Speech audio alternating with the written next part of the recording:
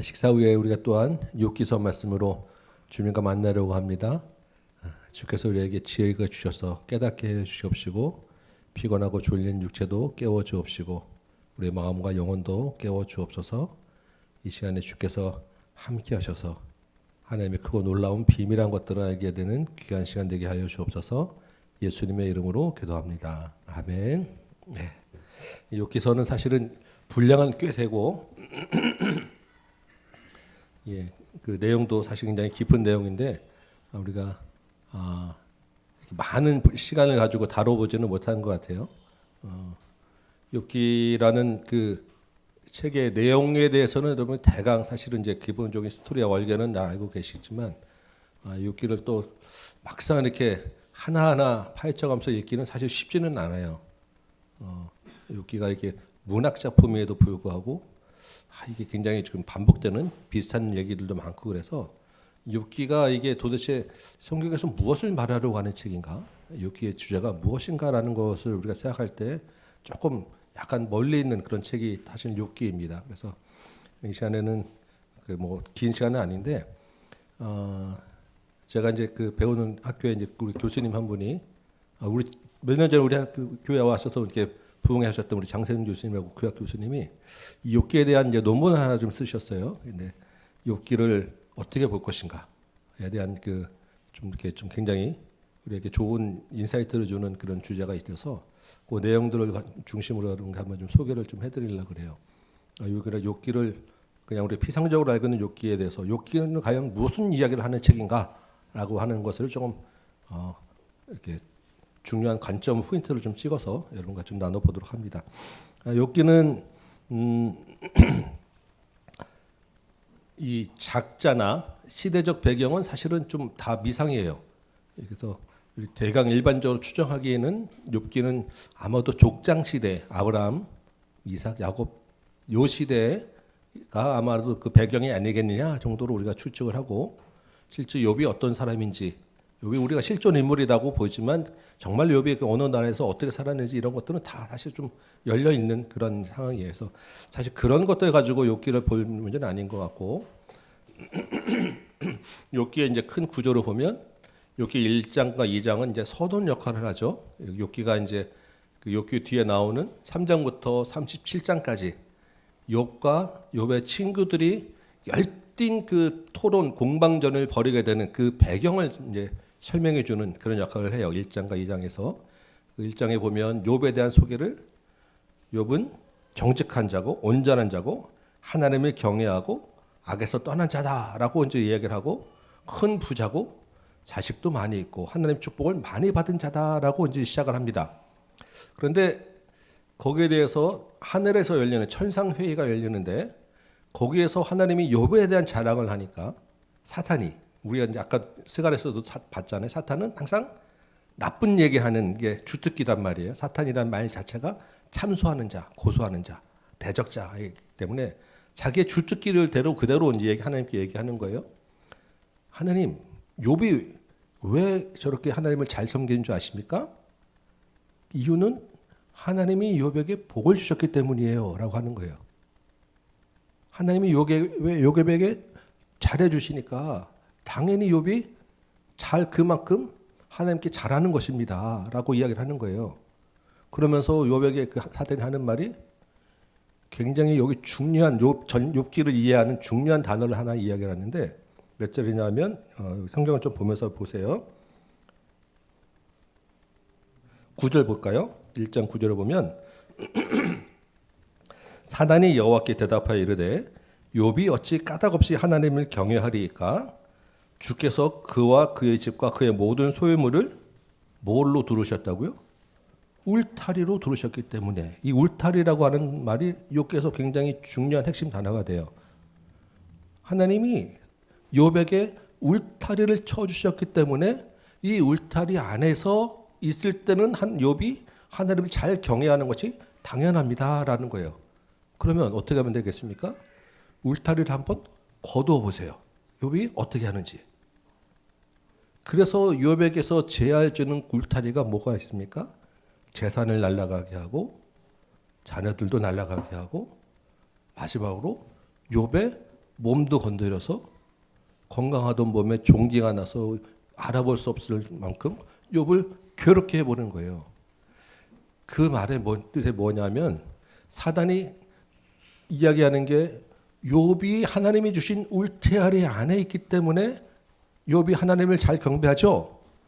반대로 뒤집어서 얘기하면 하나님도 욥에게 잘 대접받기 위해서 욥에게 복 주시는 거 아니에요? 지금 사단의 공격이 그런 얘기인 거예요. 같이 맞물려서 사단의 포인트는 뭐예요? 복을 주니까 욥이 하나님께 경배하더라라는 것입니다.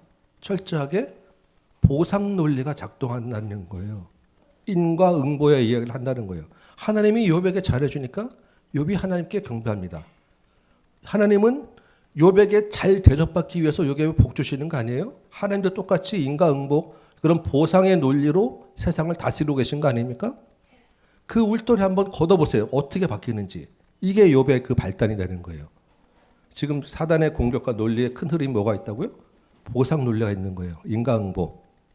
하나님을 딱 그 보상의 도구 안에 그 하나님이 다스리는 하나님 주권의 논리, 다스리는 논리는 철저하게 그 보상의 논리로 다스리고 계신 거 아닙니까? 라는 게 지금 출발인 거예요. 그 하나님이 그래? 내가 그렇단 말이야? 어디 한번 해보자. 라고 해서 시작된 게 울타리를 하나씩 걷어가기 시작했다라는 것입니다. 자, 그러면 이제 3장부터 누가 나타나니까 욥의 친구들이 나타나서 욥과 치열한 공방전을 벌이는데 그 이야기들이 무슨 이야기가 되겠냐라는 것입니다. 자, 한번 볼까요? 욥이 2장 끝에 보니까 욥의 세 친구들이 와서 봤는데 욥의 그 처참한 모습을 보고 한동안 말도 못하고 7일 동안 그냥 아무도 말도 못 걸 정도로 극심한 고통, 그 욥의 처참한 모습이 이제 보이고 욥이 내가 태어나지 않았으면 차라리 태어나지 말 것을 하면서 자기 생활을 저주하면서부터 시작을 하죠. 그랬더니 4장에 드디어 욥의 친구 중에 엘리바스라고 하는 사람이 처음으로 이제 말을 시작하게 됩니다. 이제부터 욥과 욥의 친구들의 치열한 공방전이 계속되는 거예요. 자, 이제 욥의 친구들의 주제가 무엇인지 제가 몇 군데만 이제 조금 한번 짚어드릴 테니까 한번 여러분 자세히 보세요. 4장 보면 자, 4장 7절에 볼까요? 생각하여 보라. 욥에게 하는 말입니다. 죄 없이 망한 자가 누구인가? 정직한 자의 끊어짐이 어디 있는가? 이 말이 무슨 말이에요? 죄 없이 망한 자가 누구냐? 없다는 거죠. 그럼 욥에게 지금 욥이 폭삭 망했잖아요. 그 얘기는 욥 너도 죄를 지었으니까 너도 죄인이야 라고 하는 이야기를 하는 거예요. 지금 무슨 죄를 졌는지는 몰라요. 엘리바스 친구들은 그냥 와서 봤는데 근데 보니까 폭삭 망했어. 그러니까 너는 죄인이야 라고부터 시작하는 것입니다. 17절에 보니까 4장 사람이 어찌 하나님보다 의롭겠느냐? 사람이 어찌 그 창조하신 이보다 깨끗하겠느냐? 19절 하물며 흙집에 살고 티끌로 털을 삶고 하루살이 앞에서 무너질 자이겠느냐? 너가 분명히 의롭다 네가 어떻게 하나님 앞에서 의롭다 하겠어? 라는 이야기들을 이제 이야기를 하고 5장 8절 보니까 나라면 하나님을 찾겠고 내일은 하나님께 의탁할 거야. 이야기는 나라면 하나님께 나 이런 죄를 잘못했습니다라고 회개할 거야. 그래서 하나님께 고침을 받을 거야. 17절에 볼지어다 하나님께 징계받는 자에게는 복이 있나니 그런즉 너는 전능자의 징계를 업신여기지 말아라. 하나님께 징계받는 자, 하나님께 그래서 내가 잘못했다고 고백하는 자가 복이 있어. 그러니까 너 하나님한테 지금 징계받는 거 너 그렇게 가볍게 여기면 안 돼. 라고 끊임없이 욥의 죄에 대한 지적을 하고 있는 거예요. 19절에 6가지 환난에서 너를 구원하시며 7가지 환난에도 그 재앙이 내게 미치지 않게 하신 분이 하나님이야. 그러니까 너가 지금 당한 이 환난과 고난 하나님께 고백하면 하나님께 구원받을 수 있어. 회개하고 돌이킬 수 낫게 될 수 있어. 이게 지금 첫 번째 주자로 나선 엘리바스라고 하는 사람의 이야기입니다. 몇 장 넘겨보면 8장 보니까 이제 두 번째 친구 빌닷이라고 하는 사람이 또 이야기를 해요. 네가 어느 때까지 이런 말을 하겠으며 어느 때까지 내 입의 말이 거센 바람 같겠느냐? 하나님이 어찌 정의를 굳게 하시겠으며 전능하신 이가 어찌 공의를 굳게 하시겠느냐? 이 말은 무슨 말이겠습니까? 하나님은 공의로운 분이야. 정의로운 분이야. 그러니까 그 하나님의 정의와 공의는 죄에 대해서 그냥 넘어갈 수 없는 분이야. 너가 지금 이런 고난 받는 것은 하나님의 정의와 공의가 살아있는 거야. 하나님의 심판의 결과야. 라는 이야기를 하는 거예요. 그러면 4절에 보니까 네가 죄를 안 졌어도 네 자녀들의 죄를 지은 죄도 있을 텐데 그것도 회개해야 되는 거 아니야? 5절에 네가 만약 하나님을 찾으며 전능하신 이에게 간구하고 정결하고 정직하면 하나님이 반드시 너를 돌보시고 너를 평화롭게 하셨을 거야. 그러니까 너 지금 그러지 못하니까 너 죄 있는 거야. 너 다시 하나님 앞에 너 다시 돌이켜 봐야 돼. 그러면서 이 은식정마다 걸려있는 내 시작은 미약하였으나 내 나중은 심히 창달이라 이 얘기를 하고 있는 것입니다. 13절에 하나님을 잊어버리는 자에게는 다 이어갔고 저속한 자의 희망은 무너지리니 너 하나님 잊어버렸는데 지금 그래서 지금 네 고통 당하는 게 아니야? 라고 하는 이야기를 두 번째 친구가 또 하는 거죠. 세 번째 친구는 또 뭐라고 합니까? 11장 보니까요. 나아마 사람 소발이 대답하여 이르되 말이 많으니 어찌 대답이 없으랴. 말이 많은 사람이 어찌 의롭다함을 얻겠니라. 너 참 죄진 사람이 말도 많다 말도 많어. 지금 이런 얘기 시작하는 거죠. 6절에 지혜의 오묘함으로 내게 보이기를 원하노니 이는 그의 지식이 광대하심이라. 하나님께서 너로 하여금 너의 죄를 잊게 하여 주셨음을 알라. 그나마 너 하나님도 또 덜 맞은 거야. 너 지금 13절, 14절, 15절 네가 마음을 바로 정하고 주를 향하여 손을 들 때 내 손에 죄악이 있거든 멀리 버리라. 불의가 내 장막에 있지 못하게 하라. 그리하면 내가 반드시 흠없는 얼굴을 들게 되고 굳게 서서 두려움이 없으리라. 내 죄를 버리라. 그러게 되면 하나님이 다시 너를 깨끗하게 하실 거야. 지금 이런 얘기를 욥의 친구들이 이제 37장까지 계속 번갈아가면서 하는 이야기입니다. 지금 욥의 친구들 하는 이야기의 주제 흐름이 뭐예요? 욥, 너가 당하는 고난은 너의 죄 때문이야. 너의 고난은 하나님이 너의 죄에 대한 심판의 결과야. 하나님은 정의로우신 분이고 공의로우신 분이야. 그러니까 죄에 대한 반드시 심판과 벌이 있는 거야. 징계가 있는 거야. 그러니까 너가 하나님께 너의 잘못을 고백하고 회개해야 돼. 라고 하는 어떻게 보면 지극히 당연하고 지극히 맞는 얘기를 하는 것 같단 말이죠. 근데 이 흐름에 지금 틀어있는 이 욥의 친구들의 생각은 어디까지 있습니까? 하나님은 죄가 있으면 죄에 대해서 심판하는 건 분이야. 죄가 없으면 심판하지 않는 분이야. 요거예요. 그러니까 하나님의 사탄의 그 논리와 지극히 딱 맞는 하나님에 대한 생각을 보상적인 그 틀 안에서 가둬놓고 이야기를 하는 것입니다. 인과응보에 대한 하나님의 그 다스리심이 정확하게 그 보상 원리로 이루어지고 있다라는 것입니다. 욥의 친구들의 이야기는 다 그거예요. 욥의 고난은 욥의 죄 때문이야. 하나님은 공의로우신 분이니까 그 하나님의 공의 앞에서 네가 회개해. 그러면 하나님이 다시 너를 고쳐주실 거야. 지금 너가 받는 이야기는 죄는 하나님 너의 죄 때문이야. 이런 딱 제한된 하나님의 그 틀 안에서 하나님을 구속시키는 이야기가 욥의 친구들을 이렇게 쫙 끌고 가는데 거기에 대해서 그럼 욥은 뭐라고 얘기를 하느냐? 욥의 이야기들을 한번 볼까요? 욥의 이야기가 어디서부터 시작되냐면 6장부터 한번 볼까요? 6장.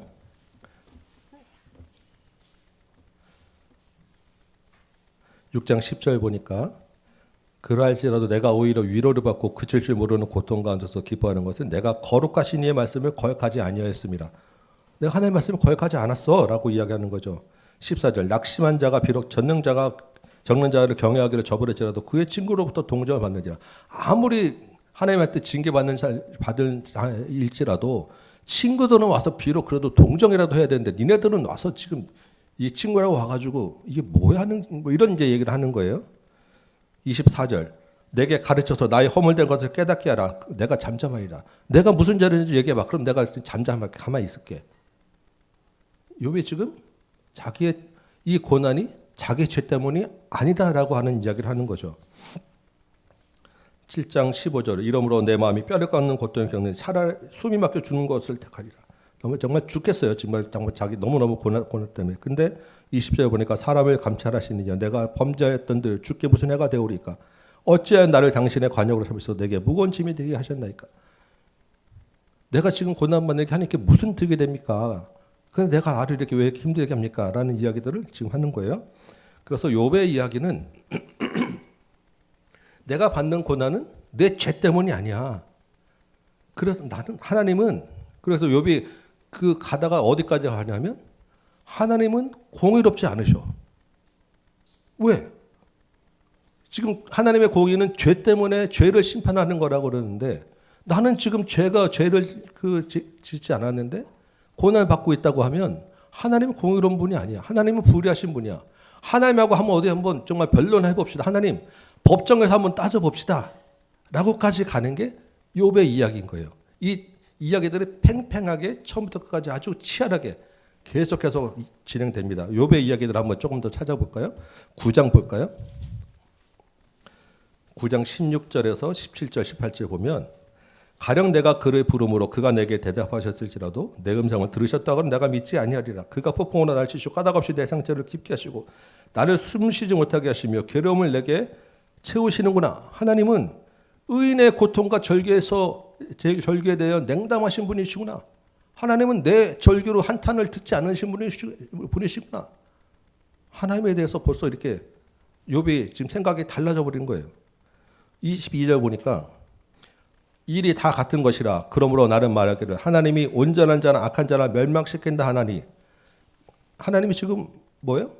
온전한 자나 악한 자를 멸망시키는 것은 하나님의 공의라고 하는데 온전한 자도 멸망시키는 것이 하나님의 공의 맞습니까? 이런 얘기를 하는 거죠. 갑자기 재난이 닥쳐 죽을지라도 무죄한 자의 절망도 그가 비우시리라. 하나님 무죄한 자가 죽게 해놓고 그것을 비웃는 분이십니까? 공의롭지 않으신 분 아니에요 그럼? 세상이 악인의 손에 넘어갔고 재판관의 얼굴도 가려졌나니 그렇게 되게 하니까 그가 아니시면 누구냐? 하나님이 지금 악인의 손에 다 넘어가 버렸어요. 하나님의 공의에 대해서 하나님은 아닙니다. 공의롭지 않으신 분 아니에요? 이런 얘기까지 지금 가고 있는 거예요. 13장 볼까요? 13. 1절에서 3절 보니까 나의 눈이 이것을 다 보았고 나의 귀가 이것을 듣고 깨달았느니라. 너희 아는 것을 나도 아나니 너희만 못하지 않으리라. 참으로 나는 전능자에게 말씀하려 하며 하나님과 변론하려 하노라. 이 변론하다라고 하는 것은 법정에서 다투다라고 하는 말입니다. 나도 다 알아. 하나님과 한번 따져볼 거야. 하나님과 법적으로도 한번 내가 붙어볼 거야.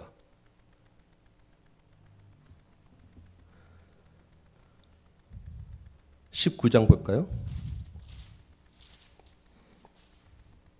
19장 7절 보면 내가 폭행을 당한다고 부르짖으나 지금 욥이 지금 고난 당하고 있다고 지금 부르짖고 있잖아요. 그런데 응답이 없어요. 도움을 간구했으나 정의가 없구나. 하나님 정의롭지 않으신 분이구나. 이렇게 여러분 이제 읽어야 되니까 이런 논리들을 좀 체크하셨다가 이게 지금 욥이 무슨 말을 하는구나 이런 것들을 좀 생각해 보시라고 절들을 좀 체크해 드리는 거예요. 24장 볼까요? 이 24장은 하나님의 그 불의에 대해서 전부 그냥 한 장에 다 통째로 다 쏟아내고 있는 장입니다. 24장 12절 보면 성중에서 죽어가는 사람들이 신음하고 상한 자가 부르짖으나 하나님은 그들의 참상을 보지 아니하신 분이다. 하나님에 대한 불평과 불만이 아주 그냥 머리 꼭지에 달았어요. 이런 불평들을 쏟아내고 있는 이야기들이 지금 24장 다 하고요. 30장 보면 30장 20절 보니까 내가 주께 부르짖으나 주께서 대답하지 아니하시며 내가 섰사오나 주께서 나를 돌아보지 아니하시나이다. 응답하지 않는 하나님께 대한 불만 이야기하고 31장도 35절에 보니까 누구든지 나의 변명을 들어다오 나의 서명이 여기 있으니 전능자가 내게 대답하시기를 바라나 나를 고발한 자가 있다면 그에게 고소장을 쓰게 하라. 하나님과 한번 고소장 쓰고 한번 붙어보자.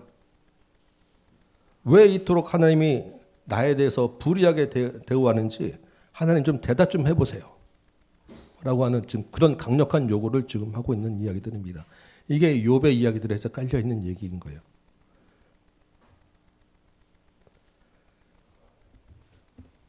이런 그 치열한 공방전이 37장부터 38장까지, 그러니까 3장부터 37장까지 치열하게 왔다 갔다 하는데 욥기의 그 결말이 어떻게 됩니까? 이런 그 공방 끝에 누가 마무리를 하는 거예요? 하나님이 나타나시죠. 하나님이 말씀하시는 게 38장부터 41장까지입니다. 하나님이 쭉 말씀하시는데 하나님의 말씀의 결론은 뭐냐면 욥의 친구들이 틀렸다라는 거예요. 욥의 친구들이 틀렸다. 욥의 친구들의 그 이야기는 죄를 졌으니까 거기에 대한 심판으로 벌을 받고 있는 거야라는 거죠. 근데 욥의 친구들이 틀렸다라고 하는 얘기는 욥의 지금 고난은 욥의 죄 때문은 아니야라고 하는 이야기예요. 맞습니까? 그러면 이제 욥은 맞았다라고 해야 되는데 하나님 뭐라고 하세요? 욥 너도 틀렸어라고 하는 거예요. 그 욥은 뭐예요? 내 고난이 내 죄 때문이 아니다라고 하는데 욥이 틀렸다라고 합니다. 근데 마지막에 보니까 42장 보니까 욥이 회개를 해요. 회개를 했다고 하는 것은 욥이 잘못했다는 거잖아요. 그러면 뭐지? 욥이 틀렸다고 하는데 욥의 친구들이 틀렸다고 하는데 욥은 또 회개를 한단 말이에요. 그러면 욥의 회개는 뭐냐라는 거예요. 욥은 그러면 욥이 회개했다라고 하면 욥의 친구들의 말이 맞는 건가? 맞습니까? 그거 아니잖아요. 근데 욥은 그럼 욥의 회개는 뭐냐는 거죠. 욥이 회개했다라고 하는 것은 욥의 친구들이 맞다라고 해야 되는 맞는 것인데 여기서 이제 우리가 욥기에 대한 이야기들이 이제 결론이 여기에 대한 이제 그 이해와 이것이 무슨 말인가를 해결하는 것이 욥기가 우리에게 주는 정말 중심 메시지가 여기가 되는 거예요. 그럼 욥의 회개는 우리가 생각하는 욥의 친구들이 요구했던 회개와 다르다라는 것입니다. 이게 그 다른 것이 무엇이냐라는 거예요. 그 얘기를 할 때 38장부터 41장까지 하나님이 하신 말씀에 대한 이야기를 이제 우리가 좀 풀어보면 거기서부터 이제 얘기가 되는 거예요. 하나님이 욥의 친구들은 뭐가 잘못됐고 욥의 이야기는 뭐가 잘못됐고 쭉 이야기하시는 게 아니라 38장부터 첫 쏟아지는 것이 무엇입니까? 수십 가지의 폭풍 같은 질문들을 쏟아내세요. 38장 한번 볼까요? 그때 여호와께서 폭풍우 가운데서 욥에게 말씀하여 이르시되 하나님이 폭풍우 가운데서 이야기하시는데 무지한 말로 생각을 어둡게 하는 자가 누구냐라고 시작하죠. 너는 대장부처럼 허리를 묶고 내가 하나님이 너에게 묻는 것 한번 대답해 봐라 라고 하면서 첫 번째 질문은 내가 땅의 기초를 놓을 때 내가 어디 있었느냐 네가 그것을 깨달아 알았거든 말할지어다. 땅의 기초를 놓을 때는 언제입니까? 천지를 창조할 때죠. 이 땅이 처음 만들어질 때 욥 네가 그것을 봤었냐? 못 봤죠 당연히. 네가 그것을 알아? 니들이 개맛을 알아? 뭐 이런 거잖아요. 있잖아요. 그거 알 수가 없는 이야기죠. 볼 수도 없는 이야기고. 그것의 주추는 땅의 주추는 무엇에 위에 세웠고 모퉁이로 누가 넣었고 새벽별들이 기뻐 노래하며 하나님의 아들들이 다 기뻐 소리 질렀는데 너 그거 알아? 바다가 못해서 터져나올 때 바다의 물을 경계를 정해서 바다가 넘치지 못하게 할 때 바다와 육지를 구별할 때 그것을 어떻게 했는지 너 알아? 그것을 무슨 방법으로 했는지 알아? 이런 그 한계 천지에 창조할 때부터의 그 큰 자연의 섭리부터 시작해가지고 별의별 얘기들 다 물어봐요. 16절에 네가 바다의 샘에 들어갔었냐? 깊은 물로 걸어다 보았느냐?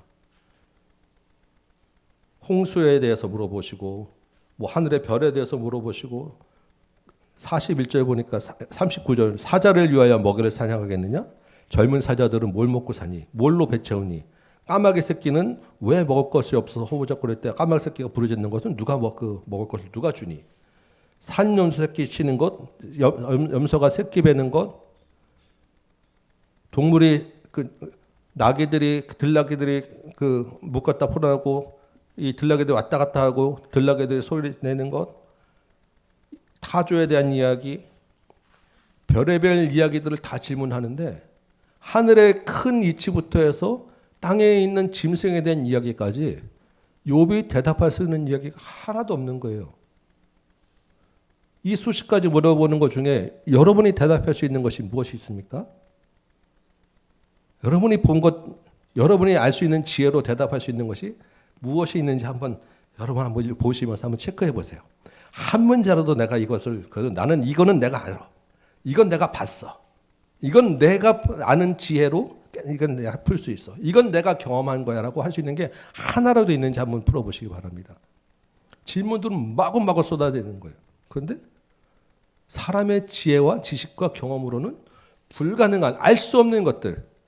근데 그게 그냥 큰 것도 있지만 별거 아닌 작은 것을 일으키기까지 너무나도 많은 것들에 대해서 우리는 알 수 없다라는 것입니다. 그러면 우리는 알 수 없는데 그러면 질문하는 사람은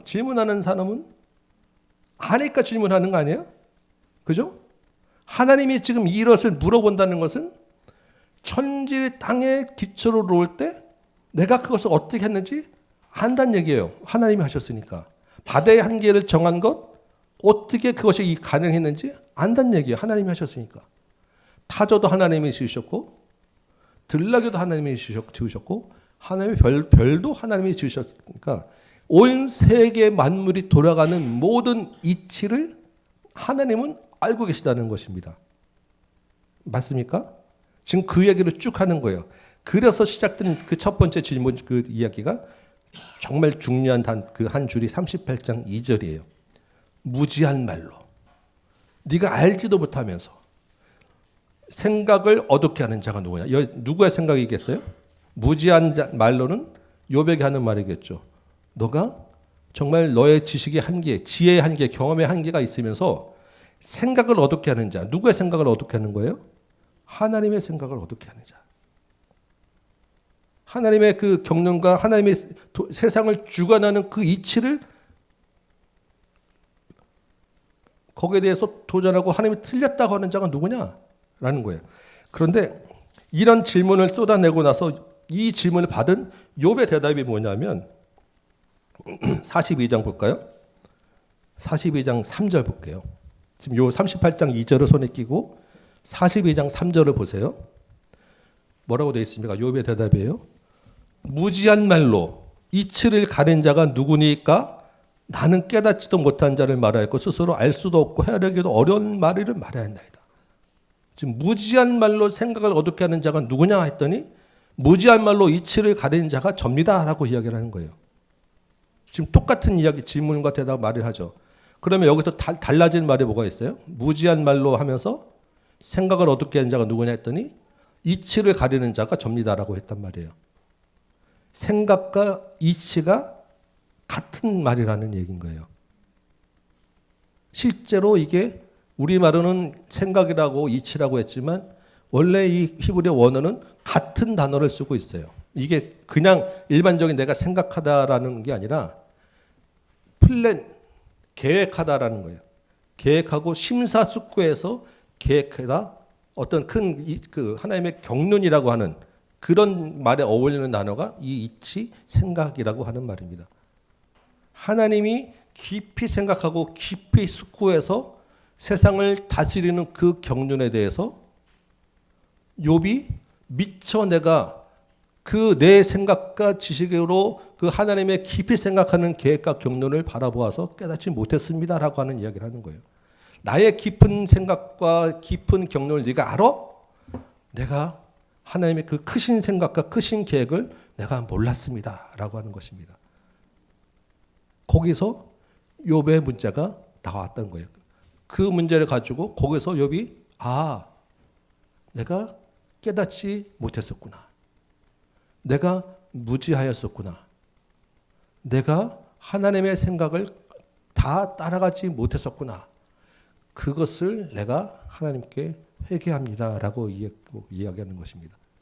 그래서 욥의 문제는 회개하지 않는 문제인데 그 욥의 회개가 뭐냐면 나의 생각으로 나의 계획과 지식으로 하나님의 한계를 가두어두고 하나님의 크신 생각과 경륜을 깨닫지 못했던 것이 나의 한계였습니다. 나의 죄악이었습니다. 라는 것입니다. 근데 그게 욥의 문제가 아니라 욥의 친구들에게도 똑같은 문제가 되는 거예요. 욥의 친구들과 우리 세상 일반적인 이 당시의 믿음의 그 한계, 이 당시의 그 믿음은 하나님은 보상적인 원리로 세상을 다스리는 분이야. 라고 하는 그 틀 하나만으로 세상을 모든 것으로 다 다스리는 분이야. 인과응보로 하나님께서 자신의 우리 사람들이 생각하고 경험할 수 있는 그 한계 내에서 범위 범위 내에서 그래서 하나님은 잘못하면 벌을 주시고 잘하면 복을 주신다는 그 한계 내에서 세상을 다스리는 분이야라고 이야기하는데 이 욥기를 통해서 전체를 통해서 하나님은 어떤 분이신가라고 나타낼 때 하나님은 그 이상의 분이야. 세상을 다스리시는 모든 이치가 그 하나님의 우리의 생각과 우리의 범위를 넘어서는 자유로우신 분이야. 크신 하나님이야라는 것이 욥기서에서 나타나는 우리에게 보여주는 하나님의 모습이라는 것입니다. 그것을 알게 하기 위해서 욥에게 주어졌던 게 뭐냐면 울타리를 깨는 거예요. 욥이 가지고 있던 울타리 안에서 그 범위 내에서 벗어나지 못하게 했던 울타리를 깨뜨려 가지고 우리의 여기 사단의 그 처음 시작은 사단이 공격해서 울타리를 깨는 것 같지만 사실은 하나님이 욥에게 크신 하나님을 알게 하기 위해서 욥이 가지고 있던 울타리를 하나씩 거둬 가셨던 거예요.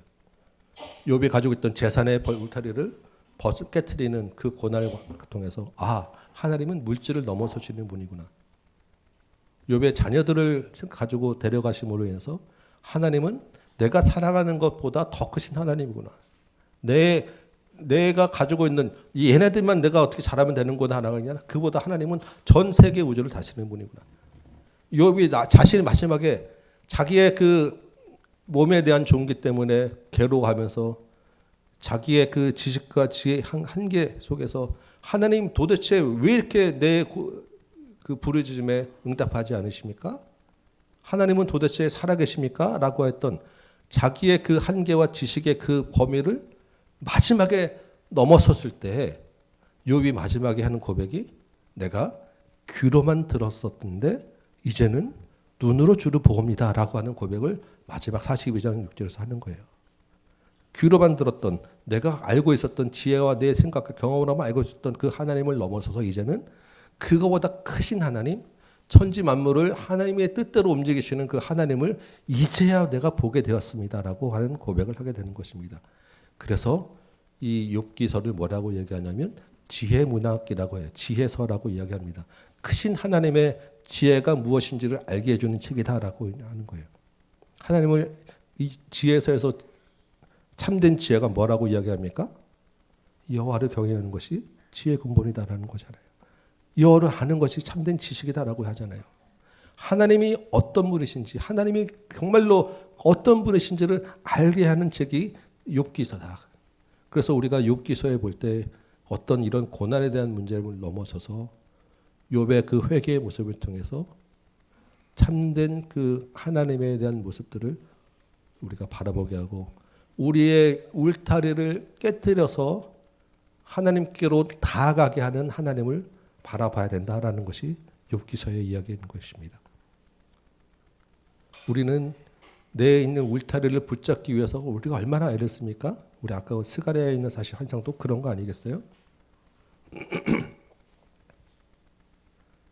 나의 믿음 없음을 내가 바라보지 못하고 내 힘으로 나의 능력으로 내게 있는 울타리를 하나로 붙잡으려고 이거 깨트리지 않으려고 이거 깨트리면 큰일 나는 줄 알고 우리가 달려가는데 하나님은 사실 그 울타리 밖에 계신 분이라는 거예요. 그걸 울타리를 깨트려야 사실은 우리는 하나님 만날 수 있다는 것입니다.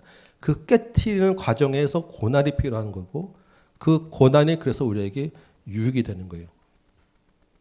근데 그것을 내가 붙잡으려고 할수록 하나님 만나기가 힘들어진다는 것이죠. 이것은 하나님의 울타리를 거둬가실 때 나에게 있는 하나님이 어떤 분이신가를 우리가 우리에 있는 그 한계를 벗어나서 하나님께로 더 가까이 가도록 하는 그 깨닫게 하는 그 길라 자비가 되게 하는 책이 욥기였구나라는 관점으로 보시면서 이 욥의 그 친구들의 그 논리 가운데 우리도 이렇게 하나님만을 우리가 이렇게 보고 있지 않는가? 우리가 하나님은 이런 분이야라고 하나님은 심판하신 분이야? 하나님은 죄에 대해서 멸하신 분이야? 요것만 가지고 우리가 하나님을 바라보지는 않는지 사실은 그 이상의 마음, 그 생각과 경륜을 가지신 분인데 그러니까 우리가 욥을 바라보면서 자기의 그 울타리를 벗어나지 인정하지 않는 그래서 오히려 교만한 욥.